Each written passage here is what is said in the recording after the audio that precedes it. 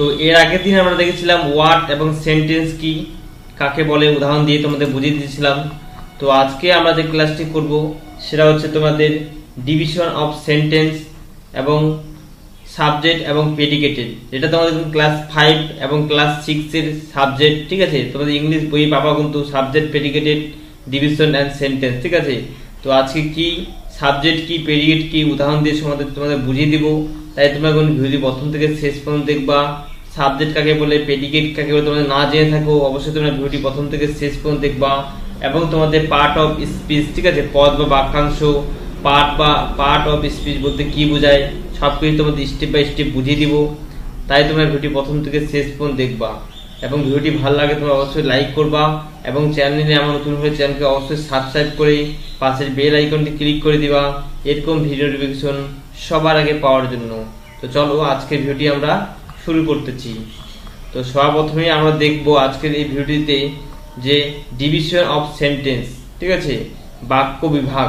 তো তোমরা দেখতে পাচ্ছ সর্বপ্রথমে সাবজেক্ট এবং প্রেডিকেট, উদ্দেশ্য। সাবজেক্ট মানে কি উদ্দেশ্য এবং প্রেডিকেট মানে হচ্ছে বিধেয়। ঠিক আছে, তো একটি সেন্টেন্সে কয়টি অংশ ও কি কি, ঠিক আছে। তো দেখো একটি সেন্টেন্সে দুইটি অংশ, সেটা হচ্ছে কি সাবজেক্ট ও প্রেডিকেটেড।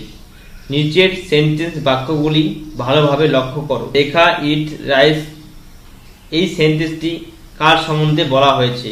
ভাত সম্বন্ধে না রেখা সম্বন্ধে? অবশ্যই রেখার সম্বন্ধে বলা হয়েছে যে রেখা ভাত খায়। এখানে রেখা হলো সাবজেক্ট, ঠিক আছে, এবং অন্যভাবে ব্যাপারটা ভাবতে পারো।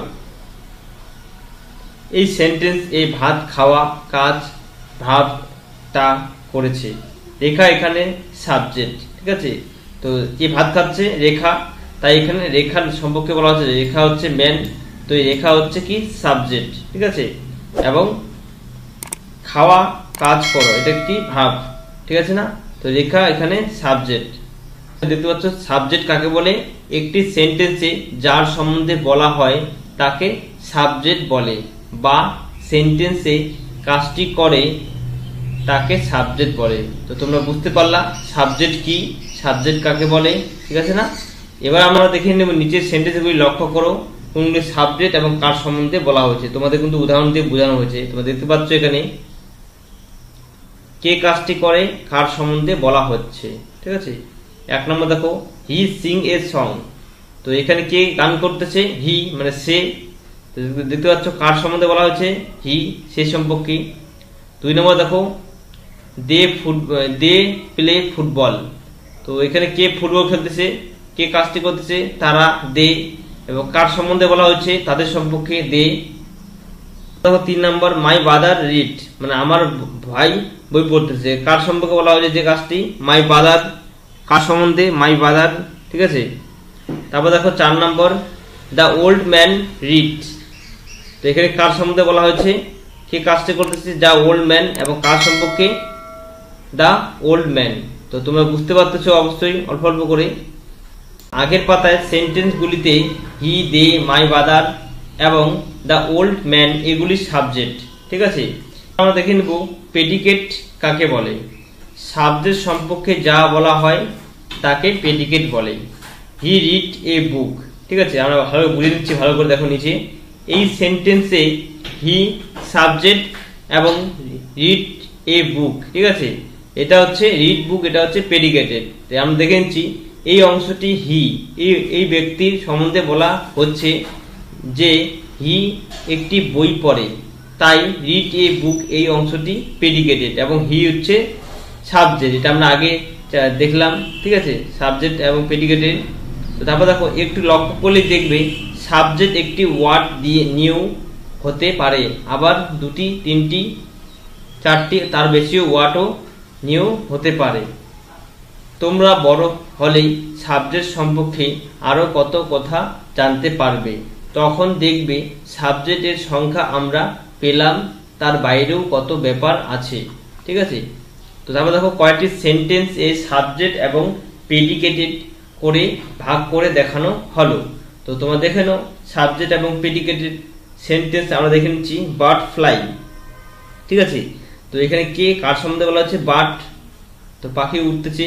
এখানে পাখি, সাবজেক্ট এবং প্রেডিকেট হচ্ছে ফ্লাই, ঠিক আছে। হর্স রান, তো এখানে কি হর্স সাবজেক্ট এবং রান হচ্ছে প্রেডিকেটেড। সি সিং সং, সে হচ্ছে সাবজেক্ট এবং সিং সং এটা হচ্ছে প্রেডিকেটেড। তোমরা কিন্তু ভালোভাবে দেখে নাও, লক্ষ্য করো, তোমরা কিন্তু তাহলে বুঝতে পারবা সাবজেক্ট এবং প্রেডিকেটেড ব্যাপারটা, ঠিক আছে। গো দেয়ার, এখানে গো দেওয়ার মানে কি, সেখানে যা কাকে বলতে তাকে, ইউ, এখানে কি হবে সাবজেক্ট ইউ এবং গো দেওয়ার হচ্ছে predicated. Seven will you go, এটা কি ইউ, এখানে হচ্ছে ইউটা হচ্ছে সাবজেক্ট, হোয়েন উইল গো এটা হচ্ছে প্রেডিকেটেড। হি টিচার্স আর্টস ইংলিশ, তো এখানে হি হচ্ছে আর্টস ইংলিশ এটা হচ্ছে কি প্রেডিকেটেড, ঠিক আছে। বিবেক প্লে, এটা বিবেকটা হচ্ছে সাবজেক্ট এবং প্রেডিকেট হচ্ছে প্লে। তো তোমরা বুঝতে গেলে ভালো করে সেন্টেন্সের মধ্যে কোনটা সাবজেক্ট এবং কোনটা প্রেডিকেটেড। তো তোমাদের কোথাও অসুবিধা হলে তুমি অবশ্যই কমেন্ট করবো, আমি তোমাদের আবার অন্য একটি ক্লাসে ভালো করে বুঝিয়ে দেওয়ার চেষ্টা করবো। তো এরপরে আমরা দেখে নিব পার্ট অফ স্পিচ, পদ বা বাক্যাংশ। পার্ট অফ স্পিচ বলতে কি বোঝায়? ইংরেজিতে মোট যা শব্দ আছে বাক্য তাদের ব্যবহার অনুযায়ী সেগুলিকে 8টি শ্রেণীতে ভাগ করা হয়। এই বিভিন্ন শ্রেণী পদগুলিকে পার্ট অফ স্পিচ বলে। স্পিচ কথাটি অর্থ সেন্টেন্স বা বাক্য অর্থ এখানে ব্যবহৃত, তাই পার্ট অফ স্পিচ কথাটি অর্থ বাক্যের বিভিন্ন অংশ। বাংলা ব্যাকরণে আমরা যাকে পদ বলি, ইংরেজি তাকে আমরা পার্ট অফ স্পিচ বলি, ঠিক আছে না। তো তোমরা ভালো করে দেখে নাও ইংরেজিতে পার্ট অফ স্পিচ কয় প্রকার ও কি কি। তো দেখো ইংরেজিতে মোট 8 প্রকারের পার্ট অফ স্পিচ আছে, যথা নাউন, তোমরা সবাই শুনেছো, বিশেষ্য, প্রোনাউন সর্বনাম, অ্যাডজেক্টিভ বিশ্লেষণ, ভার্ব মানে ক্রিয়া, 5 নাম্বার অ্যাডভার্ব মানে ক্রিয়া বিশ্লেষণ ও বিশ্লেষণের বিশেষণ, পজিশন সম্বন্ধবাচক অবয়, ঠিক আছে। 7 নাম্বার হচ্ছে কনজাংশন সংযোগ অবয় এবং 8 নম্বর হচ্ছে ইন্টারজেকশন আবেগ সূচক অবয়, ঠিক আছে।